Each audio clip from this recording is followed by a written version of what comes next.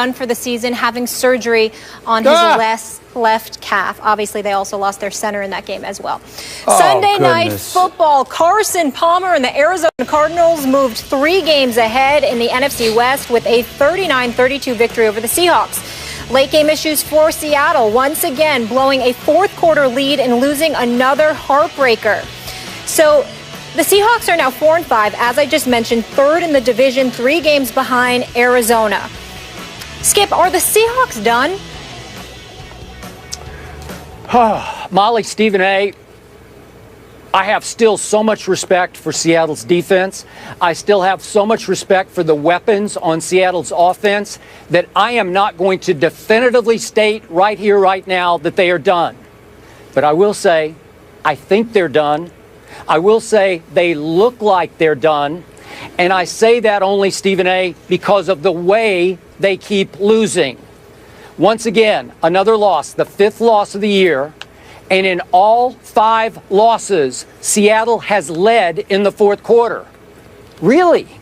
That's the shocking stat of the year in pro football to me, that Seattle's defense failed to protect 5 4th quarter leads. And I remind you that Detroit loss, they beat Detroit, obviously. Detroit got robbed at Seattle, or Seattle right now should be 3-6.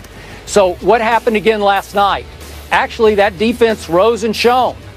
The Legion of Boom boomed, and Carson Palmer strip sacked twice, 2 easy touchdowns, and all of a sudden Seattle goes ahead 29-25. And then what happened? Right on cue, as we've seen all year long. This is even in Seattle. The Legion of Boom turned right back into the Legion of Doom, D-O-O-M, Doom. And all of a sudden, here came Carson Palmer, not phased at all, 83 yards, touchdown. Then little Andre Ellington gets loose, 48 yards, touchdown. And all of a sudden, it's 39-29 visiting team ball game. I've never seen anything quite like that before. And again, Arizona looked like the better team to me all night long, except for those 2 early 4th quarter turnovers. Arizona piled up 451 yards. Arizona was 8 of 17 on 3rd down. That's almost 50% against the Legion of Doomed. And the Seattle offense, Stephen A., I don't know what's happening, but Russell Wilson is really struggling to make 3rd down plays. He's not making those kind of plays. They were 1 for 8 on 3rd down last night. QBR scale of 0 to 100 for Russell Wilson was 14 last night. So they're not getting enough playmaking from Russell Wilson, and they are not getting any playmaking late from the defense. So I will definitively state that they feel like and look like they're done. Skip Bayless, I have to admit to you that I'm 100% with you on there, and this is my Super Bowl pick, as we all know. I didn't just pick them to go to the Super Bowl. I picked them to win the Super Bowl. It looks wrong right now. I believe that in order for Seattle to make the playoffs, they're going to have to go 6-1 over their final 7 games in order to pull this out, Skip Bayless. They play Pittsburgh, they play at Minnesota, they play at Baltimore, they play at Arizona. They've got St. Louis on the schedule as well, along with the 49ers and Browns. I think they'll beat the 49ers and Browns, obviously, and I think they'll beat St. Louis in Seattle. But I got to bet on them beating the Steelers and winning at least 2 of those 3 road games at Arizona, at Baltimore, and I'm trying to remember the last one that I said. I got to worry about them winning 2 of those 3 games in order for them to make the playoffs. And right now, it's looking bleak. I never dreamed that the day would come where I'd see the Legion of Boom surrender 39 points. I never thought I'd see that happening. And here's the thing that's so perplexing about it, Skip. Their quickness on defense is so impressive, and they hit you too. And Avril played like a man possessed last night. He was sensational defensively. He was the one that strip sacked Carson Palmer on that first sack in the second half, stripped him, and KJ Wright picked it up and ran it to about the 2-yard line, okay? And then Wright obviously strip sacked Carson Palmer the second go-round, and it was returned into the end zone for a touchdown. That defense, at least at intervals, was playing lights out.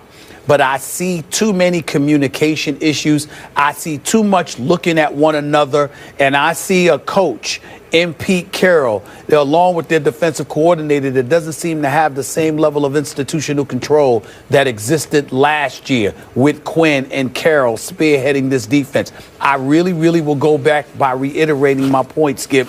That Super Bowl loss and the manner in which it took place, I think, has had such a residual impact that the impact has been devastating. Because I think that this is a team that's just, I look at their talent. Think about it, Skip, with the exception of Corey Williams on one corner.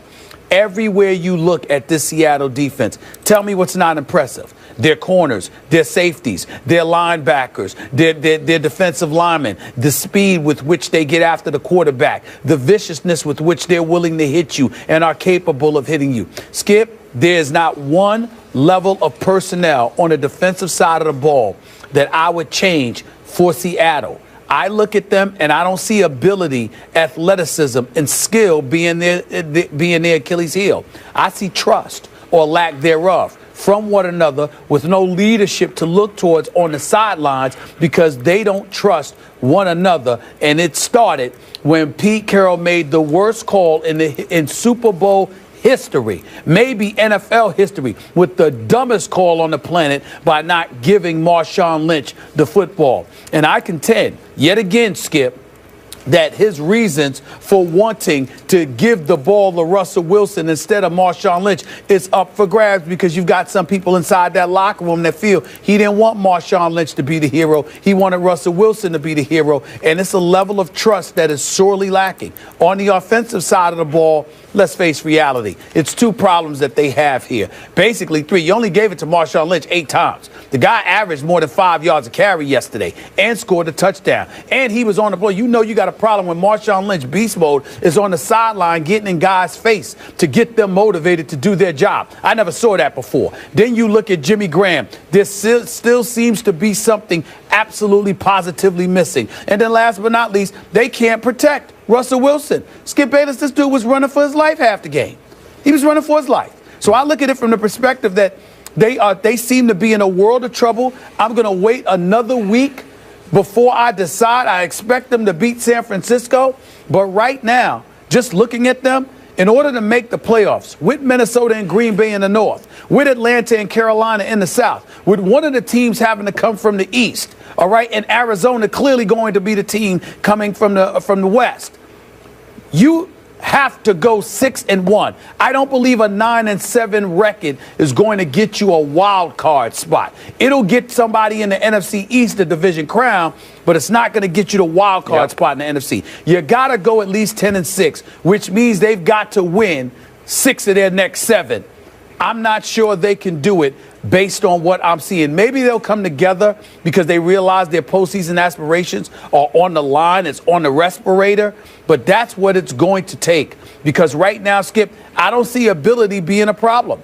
I see a lack of trust in a coach who betrayed their trust by making the dumbest call in Super Bowl history. That's what I see. I am very with you on all of your insight into this team that you did pick to get to the Super Bowl, win the Super Bowl. It feels like dissension is growing sort of under the surface here. And it started from that last play of the Super Bowl. There's a distrust, a mistrust of the head coach. And the new coordinator seems not to have the ability to unify the defense, to keep everybody on the same page, because I'm with you. Every other play, it seems like they're pointing fingers at each other. And I must say, Richard Sherman's not playing at quite the level he played at the last, really, 3 years, where he gives up plays every once in a while. He gave up the touchdown pass to Floyd when he bid a little bit on the underneath route, thinking that maybe he could get a quick pick. And they're all trying to make plays. They overreact occasionally. And they're not as unified on the field and off the field as they used to be. So it's starting to teeter, starting to come apart. And I agree with you looking down the schedule, even all the way to the year-ender at Arizona. I'm not sure they can win that game. In fact, I'll say they won't win that game, depending on where Arizona is in how it's clinched or not. But it's looking like Arizona is clearly superior to Seattle. And then, to your point, as you watch Minnesota emerge in the North, and then you watch Atlanta still teetering but hanging in at, what, 6-3 in the South? Well, these are wild card possibilities, so it's going to put a lot of pressure on Seattle to get it in big gear, to get on a roll here. And when I look down that schedule, I'm with you. There's some losable games. By the way, they have to go to Minnesota in a couple of weeks, 3 weeks. Yep. So yeah, and it'll be December the 6th out in the cold. And Pittsburgh's the week before that. I don't know. You got it. So these are hard games for a team that's not right, that's not making the plays on either offense or defense. And I agree with you.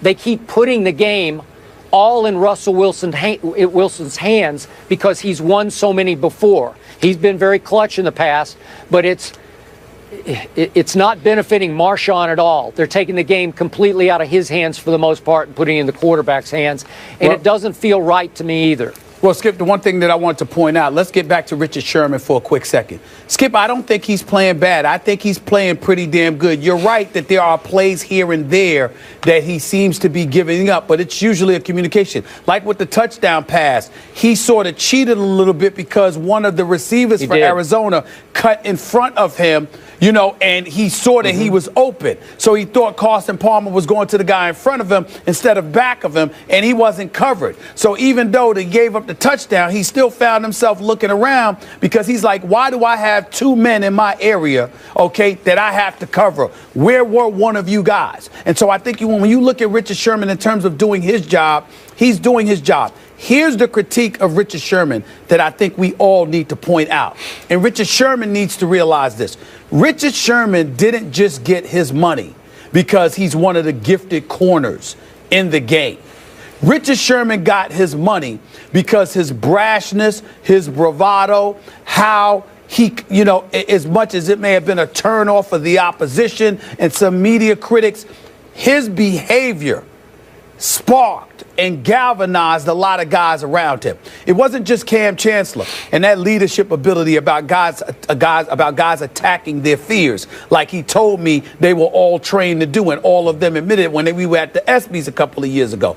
This is also about a guy like Richard Sherman who would get in guys' face, do his job, and literally motivate the Wagners and the Thomases of the world, and the list went on and on of guys around him, getting guys fired up. What I see right now is a Richard Sherman who's still very good. I don't see any dissipation. I don't see any sliding of the skills or anything like that. What I see is a guy that's doing his job, but that's all, as opposed to galvanizing dudes to do their job. And Seattle's success wasn't just predicated on their abilities, their skills, their knowledge, etc. It was predicated on their ability to get the next man towards them ready and pumped to do their job.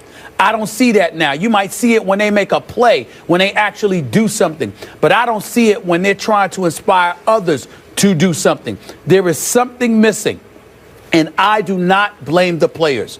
I blame Pete Carroll and Darrell Bevell. They made that call. If they had lost the Super Bowl because they gave the ball to beast mode, none of this would be an issue, Skip. We gave it to beast mode himself, Marshawn Lynch. Take us to the promised land. They could have lived with that, Skip. But the coaches took a Super Bowl championship away from them. And I don't care what anybody says. I don't know how you get trust back when you look at a coach and you feel like he gave away a Super Bowl because of something other than what your identity was about. Their identity was the Legion of Boom and beast mode. And he wanted Russell Wilson to be the hero for some reason. It's costing him. Okay, I hear you on your Richard Sherman points. Those are fair. On your last play of the Super Bowl call, I told you that the next day. I disagree with your premise on that, but where you're right is I think all those players you're talking about, especially on defense, they all agree with you. So it's a huge issue that still lingers under the surface. It's still festering under the surface for this team. So I get all that. Last quick point, Molly, just let me throw this in. We've talked about Seattle. I got to give some props to Arizona. We did not pick. Yeah, hey, listen, we both picked Seattle to win this game. I said on Friday, right at the end of the show, Arizona hasn't had one game that really impressed me because all their the people they'd beaten were all under 500, and then they had lost, a couple of games I didn't think they should have lost. So my point is, last night, that was impressive. Carson Palmer is still the best deep thrower in all of pro football, and now that he's healthy, we're seeing that come to fruition again. He's 13-2 as a starter. They're 5-5 without him in the lineup, Skip. We got to give him props. Larry Fitzgerald took that hit. He got right back up like it was nobody's business. Andre Ellington ran for that 48-yard touchdown. Honey Badger had a big-time interception, and what an exceptional playmaker he is. We all know that. But in the end, it also comes down to 14 penalties for 131 yards on behalf of Seattle's defense. And I'm here to tell you, Skip, if you throw it to the sideline and it's an incompletion, you still got 2 more plays to go in the Super Bowl. They could have eaten that. To take that kind of risk and to take the ball out of Beast Mode's hands, it definitely resonates with those players. Whether they admit it or not, they don't trust the coaches the way that they used to. Props to the Cardinals and, of course, to Bruce Arians as well. So quite a few people had Seattle going into the Super Bowl as well as the Cowboys. Of course, on our show, too. And Dallas can certainly relate to their struggles. Dez drops the ball in Tampa literally. How much is Big D's 7th straight loss on the Cowboys star receiver? Find out next. And we're here for you to get your